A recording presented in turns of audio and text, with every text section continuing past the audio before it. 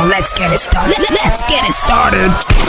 Play ball! Premier League game week 9, Super Sunday. We have a whole lot of game happening on Sunday. We are going to preview the Super Sunday in the Premier League because there are lovely super games happening. Arsenal is going to be taking on Liverpool. Westham is going to be hosting Manchester United, and Chelsea at the Bridge is going to be hosting Newcastle. The other game is Crystal Palace and Spurs. But let's focus on the big games on the Super Sunday. It's Arsenal hosting Liverpool. Remember, Arsenal has a red card for Saliba, so he's not going to be starting that game.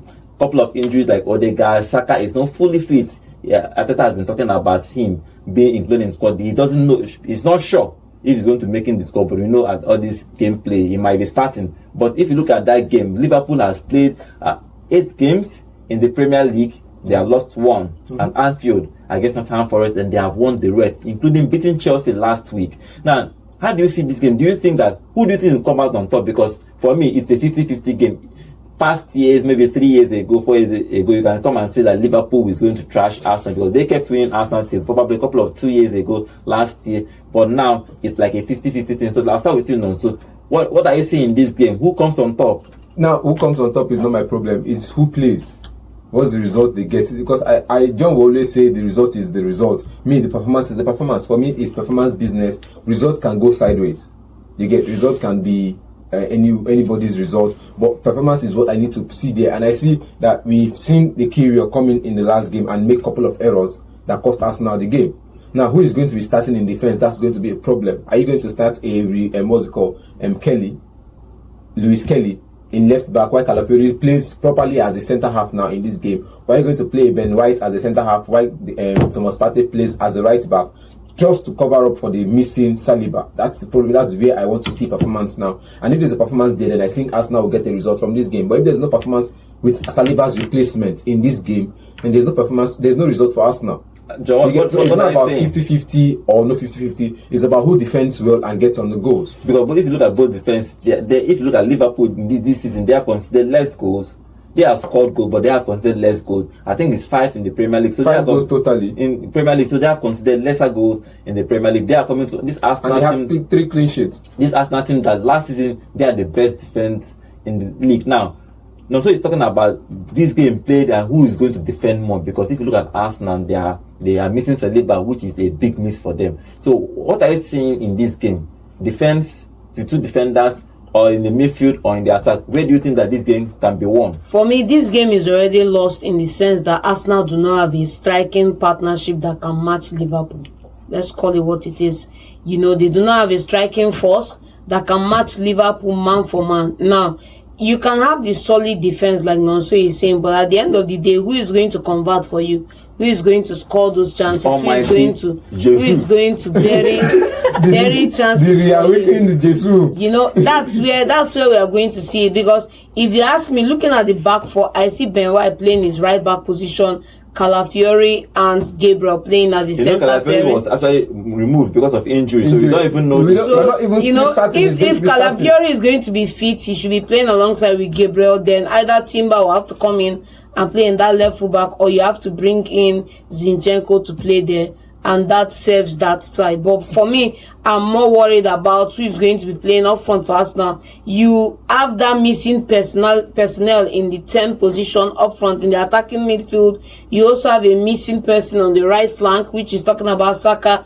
Given that they may not be available, that place is also open. So if Arsenal are going to win this game, whoever they field in this front four is going to be crucial. And then whoever they play alongside Gabriel and in the fullback positions is going to be critical. Because at the end of the day, if Partey leaves that midfield, don't even turn on the TV, it's a loss.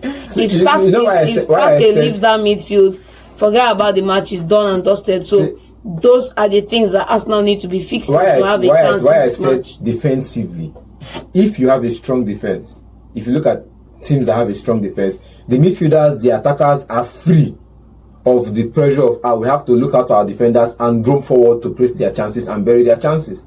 You get, I think last season, when you look at Arsenal side last season, there were some games Odegaard was not around, was not available. They had other players coming to play the game. We had the likes of Fabio Vieira coming to play the game. Though I usually say this, that he is more defensive minded as an attacking midfielder. But whenever he's in the game, he has this freedom of going forward, passing the ball forward around, maintaining possession, not to put the defenders under pressure. So for us now, if they have a solid defense, Partey would not have to struggle with sitting deep with them. You get, he would have to control the midfield and help them go forward a bit. Now, I don't know why we're focusing on the Liverpool, the Arsenal side, because we know what their frailties are. So everybody's going to talk about the errors or perhaps the missing players on the Arsenal side. But look at the opposite numbers, the Liverpool side. Everybody's available. Jota is not, apart from Jota, was injured. They have replacement for Jota now. Nunes. Even if he hits 17 crossbars and hits 1 goal on target and scores the worldie in 17 games, he's the replacement for Jota. Now he doesn't have the pace that Jota has in case they want to hit on the break. But yet he's one of those players that would scare the Arsenal defense. Now, who is going to bully him off the defense line? So for Liverpool side, you're looking at a McAllister who wasn't present in the starting. He wasn't present in the starting lineup against Chelsea last weekend, but he might be available this season for the picking. This weekend for the picking. We have another credible players in certain position. Maybe a Trent who perhaps they took him off the last weekend because maybe they felt he picked up a knock, or perhaps he needs to be rested. And the Joe Gomez was playing that position. What if that continues in this week? If Trent is not available for this game, what happens? I think Trent is available. Now, like we said, what if? It's an if and if business. So we have to take out the players that are not going to be available first, then look at players that are going to be available for the picking. Then you can now start talking about the strength of the team that is available for the picking. And for the bottom line Liverpool is that so far, they have a stronger team that is available for the picking than the Arsenal side. That's the bottom line. The bottom line is that at the end of the day, irrespective of who is playing or who is starting or who is not going to be playing, who took a knock or whatever, if you close your eyes and you remove those players from the side, against an Arsenal side, Liverpool have a better advantage. You have the Salah up front, you have the likes of slow motion Gakpo, like he calls him. You have a couple of other talented midfielders up front there, and Luis Diaz as well, who is going to be playing in that position. So for me, this is where Arteta needs to open his eyes and learn his lesson, because the lesson is coming this Sunday, and he's going to have to either go through this trouble or go through this challenge and come out on the other side and then do the needful in January. What is the prediction for that game? It's going to be a Liverpool win. Liverpool win? I'm seeing a draw in this one. A draw? I'm seeing a draw. A clear-cut draw, man. Okay, the next game for this Super Sunday is Westham is going to be hosting Manchester United. Remember, can I go home now? Calm down. Manchester United are in the hot seat. Ten Hag is in the hot seat because in their last game in the Europa League, they drew that game again. Even though in the Premier League they won that game. In last weekend they won their game. But this weekend, Manchester United is traveling to London to play West Ham. Okay, guys, let's start with you, Nonso, because I'm a West Ham fan and you people have been collecting woto. Like, it's no good. They have been destroying with the front and back. 7-1, 6-1. They have been destroying. Calm down. Yes. But you people have been losing games throughout this season, and now we are facing the Manchester United that are not the Manchester United we are used to see before or we used to know before. Now you are talking about Manchester United that are in crisis. So do you think that West Ham can pull off this one? Because if West Ham wins this game, it's going to put more fire. I'm scared. You know what I'm scared? I'm scared. Man United traveled all the way to Istanbul to get a draw. They'll be coming to London with all fire, all anger, everything in their package, and Bruno Fernandes will be available because he wasn't available in the last game. Now he will be available for this one. There are players in the camp that might be available for this game. So I'm scared. And we look at the last game we played against Tottenham Hotspur when we traveled up north to play against Tottenham. You look at the way we played, and we got a red card. Mohamed Kudus. You get? He's not playing. Now he won't be playing. 2 matches in a row he would be missing, and maybe he still has some fine to pay because of the fight after the red card. Violent conduct. So maybe we're looking at a 4-match ban for Mohamed Kudus. But let's focus on this one now. This one against Man United is going to be tough. I've said this man knows how to make other teams that are not good look like world players. We saw when we played against Chelsea. He made Nicolas Michael Jackson look like a world-class player, scoring 2 goals or scoring a hat-trick against you. It's not supposed to be so. Now, against Man United, I'm looking at him like he's going to continue with this formation of making other players look like world-class players. There's Mavropanos. Play him on. I know you brought in Maskilman and Todibo. The Todibo is not fit for the Premier League yet. I will say this. Look at it now. In the Europa Leagues, or perhaps in the cup games, he is top-notch. But when it comes to the Premier League, you see him missing his tackles. You see him missing his runs. You see defenders or attackers running past him like it's just a child's play. Now he's not fit into the league now. Why not play a Mavropanos and a Maskilman? You get more clean sheets playing that way. then maybe a Gildo and what's it called now, Sunchek playing in the midfield is a good mix. But at some point, you need to take him off and bring in the players who have been there since last season. You can't bring in 9 players from different leagues and expect them to start working wonders for you in the league. So I'm expecting them to play well, see a lineup that conserves, because Wamsaka will be playing in this game, see a lineup that conserves the attacking pressure, that absorbs perhaps the attacking pressure from Man United and hit on the break. Okay, John, let's talk about Manchester United. Tell us what you think will happen in that game if you look at Manchester United perspective. Do you think that normally he's going to support his team to get something from that game? Talk about everything possible for my team to get a result. But if you look at Ten Hag has been under a whole lot of pressure. He needs to just get 3 points anyhow, anywhere. Last weekend he did it. He got the 3 points and he played a good game against Brentford and he won that game. Do you think that the way they played last week and got that 3 points, they will continue away to Westham? We'll know if we look at the lineup he brings out. No, Bruno Fernandes. I know, you cannot tell again. So you can. That's the highlight with Manchester United. You never know what you get. Are you going to get a 5-star Michelin star chef cooking up some delicacy for you to eat, or are you going to get rotten tomatoes on the platter for you to eat? That's what we get with Manchester United. You never know what you're getting, and then if Erik ten Hag is under any pressure, you should look under the cookers, because he's the one that put the wood there to give himself the pressure. I think coming into West Ham, as a manager, you need to look at your run of games and you need to look at where you can pick up points. West Ham is a place you can come to and you can pick up 3 especially points. This season. Especially this season. You are coming in. This season, I agree. You are coming in at the right time, under the right manager, under the right circumstances at the club. And if he doesn't pick any points at West Ham this time around, then he has only himself to look back at, because he should be able to pick up points here. I've been a West Ham fan for a time, and I see a season where Andrew Yarmolenko, Mark Noble come on, and we beat teams around London, home and away. And even though we maintain our middle table 10th position, we go on, we shock the world, we beat teams home and away. Chelsea go collect home and away. Arsenal go collect home and away. Though we go just there for our 10th, 9th Avenue, they do our work. But now, everybody is not feeling like all those teams that used to beat home and away can just come and take 3 points off you. Because look at it now. Chelsea comes, beats you 4-2. Tottenham comes, beats you 4-1. And Man City is coming, beating you 4-2. Liverpool is coming 4. So you mean in 6 games against the top 6, you're considering 4 goals. Aston will reach. Aston will reach now. You consider another 4 goals. This impetus now is fueled by the performance of a certain David Moyes, because this impetus was lacking a couple of seasons ago, where you're finishing 10th in the table and your highlight for the season or the cup for the season is a win against Arsenal or against Chelsea. This impetus now is a product of David Moyes, because now David Moyes, you do this one. David Moyes, because finally these guys can dream now. Because winning trophies now is maybe now and off. It's on the table, but maybe on the edge of the table. But at least at some point, these points at some point, Savic kind of played to qualify for top 8, but didn't get into continental. Slaven Bilic, you mean? Slaven Bilic. Now, Savic did the same, got into Bilic did the same, got into trophies, but didn't get the trophies. FA Cup finals and all of that, but didn't get the trophies. You look at Pellegrini, who came in and did multiple signings and almost took the team to relegation. Now look at David Moyes coming in, steadying the ship after they finished 14th, man. Come on, stop murdering. It's not that they finished. Stop murdering Pellegrini's pedigree. Say Pellegrini manage, accept your club. No means say understand. Say no means say you muddy his record at the club. Understand? Say in the 18th, when they sack and bring in Moyes, when Moyes can finish that season for 14th. You get? Now he was 18th in the table.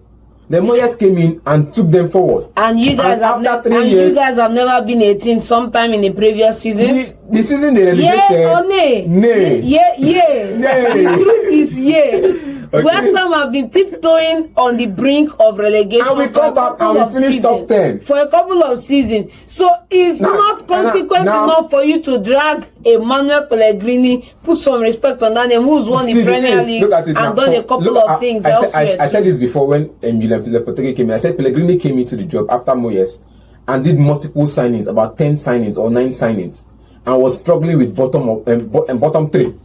Now this man has come in now, a Spanish man. He has come in now and he did the same thing of what's it called that Pellegrini did, bring in multiple signing, about 8 players or so into the first team, and you're struggling with 15th to 20th. But let's see. If I concede 4 goals against Man United, I'll just quit watching football. I'll go and support the West Ham women team. Please do. And anytime I come on the show, you ask me about West Ham, I'll tell you. Well, everybody's Please under pressure. The West Ham coach is under pressure. The Man U coach is under pressure. He's not under pressure. He's just 10 weeks into the game. He's not under pressure because there's no expectation for silverware from him. There's no expectation for silverware from him. On the other side of the table, somebody said it's coming to end an era, and now the expectation at the end of the day, is get into the Continentals. Be it Conference League, be it Europa. Getting to the Continental is not the same as win trophies. If you get into the Continental, then you'll be sure of winning trophies. It's not the same thing. It's not the same thing. The lesser competition you play, the lesser chances of you winning a trophy. Okay, let's get a prediction for that game. Manchester United and West Ham. 3-0, Man. Fold. Man is winning. 3-0. I fold. No, you have to give me something. Give me something. They don't put me on the spot. Give me something. You lost talk and today, otherwise you hang your United might just win. Man United might win. Just win. Okay, the game again in this Super Sunday preview is Chelsea is going to host Newcastle at the Bridge. You know, Chelsea has been cooking. Sometimes they will cook. Sometimes it go burn small. The food no dey sweet. They sweet, but sometimes it goes sweet. They won that last game against Panathinaikos in the Europa League. Probably they are playing, I'll call it the second 11 for that competition, which they are doing where they have played 2 games there and won 2 games.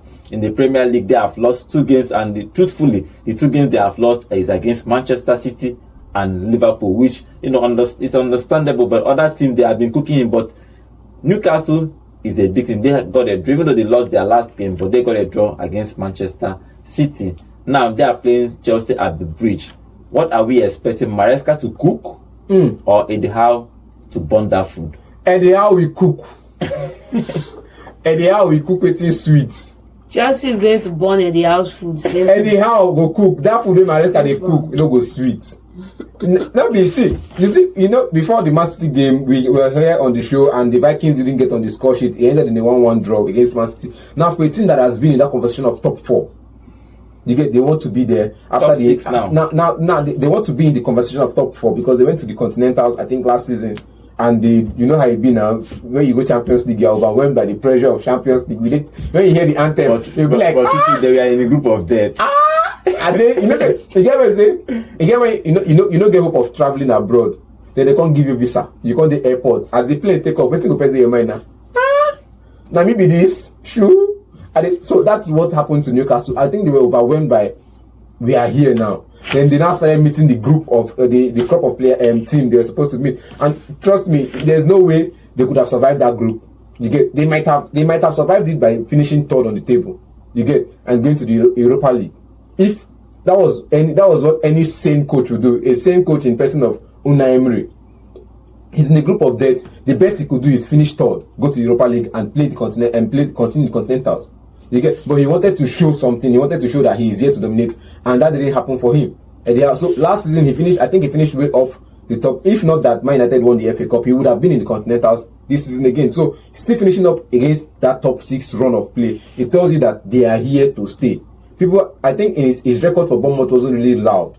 You get, based on the club he coached. The record he has for Bournemouth was beating Chelsea one season like that. One time wonder where he won Chelsea 4-0. And that was his record for Bournemouth. And after that, they kept on struggling because of lack of finance.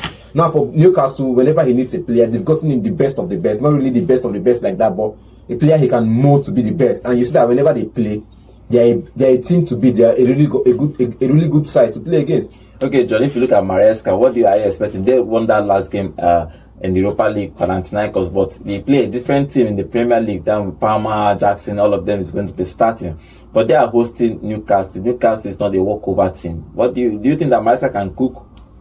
I think Newcastle may not be as big a side as you're making them out to be. And with due respect to Newcastle, I don't want to go into Newcastle side, but I'm led to go there. Newcastle got the golden opportunity of finishing in the Champions League spot.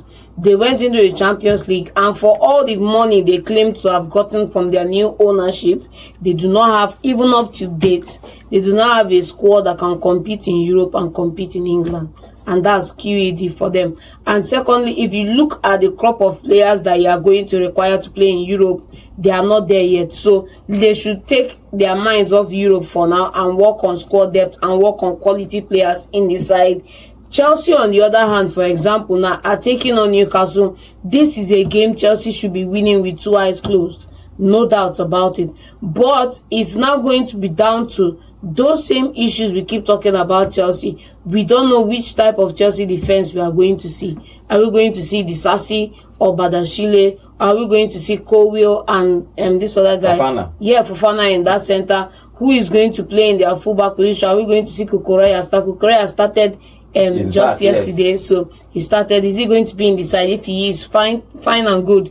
And then secondly, looking up front too, who are they going to play? So for me, I feel Chelsea have a better side, a better playing formation, a better system to win that game at home. And Newcastle have everything to prove coming to Stamford Bridge. Your boy Anthony Gordon, he's going to play. He has been the star player since Isak was injured. He has been taking the penalty, even though he missed a couple of penalties against his former side. The chair that day was as loud as probably that. But they still gave him a support. Yes, Still gave him a support. They gave him a clap. They classic clap for him. But if you look at Anthony Gordon and what they are going to do, Isak is back. Do you think that they can hold Chelsea, or who do you think that the striking position? Because these people have Gordon and Isak, just has right. Palmer and Jackson. The combination. Who do you think that is going to be scoring more goals in this game? See, if you're going to be, for some time now, Gordon, Isak starts on the left, beating defenders, touchline dribbles, all of that. Anthony Gordon is trying to do the same thing. He's one of these players that have pace, electrifying pace,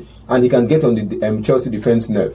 Now, if he's going to be playing against a Reece Nelson, I say Reece Nelson because I saw him play for Lyon yesterday. If he's going to be playing against a Reece James, then it's going to be tough because you can't just outpace Reece James. You need to beat him properly, and I think in this game Isak should be starting, though he's just coming back from injury, but he should be starting or perhaps playing the last 30 minutes of the game, introducing the 68th minute and see of the game, and in that way you have a defense or an attack line that could shock Chelsea at any time of the game. John, do you think that Maresca can do tough for this season?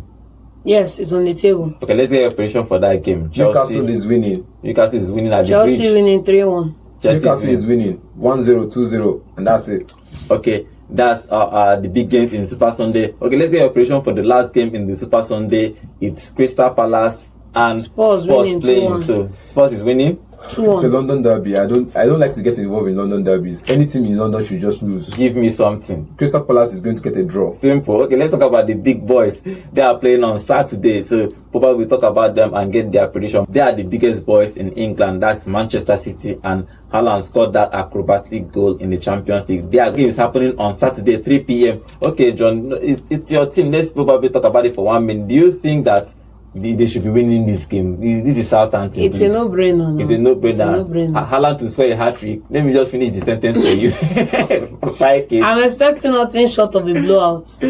That's all I'm saying. When you've lost so much, you want to show again. You want to show up against the big boys. You want to show again. You want to show up. Now, Man City won't go show up against. Look at it. If you understand the sentence, when you've lost so much, and you want to show up. So you want the result to turn around. It's Manchester City. If like David now, you get explained like David, the confidence come after you don't defeat Goliath. Okay. You get, so when you don't defeat Goliath, you go get small confidence to restart the play or get points from other teams. Let me get your prediction for this. Your confidence. I think they should. If they fight enough, they will get a draw. If they fight enough, they will get a 4-1 loss at Man City.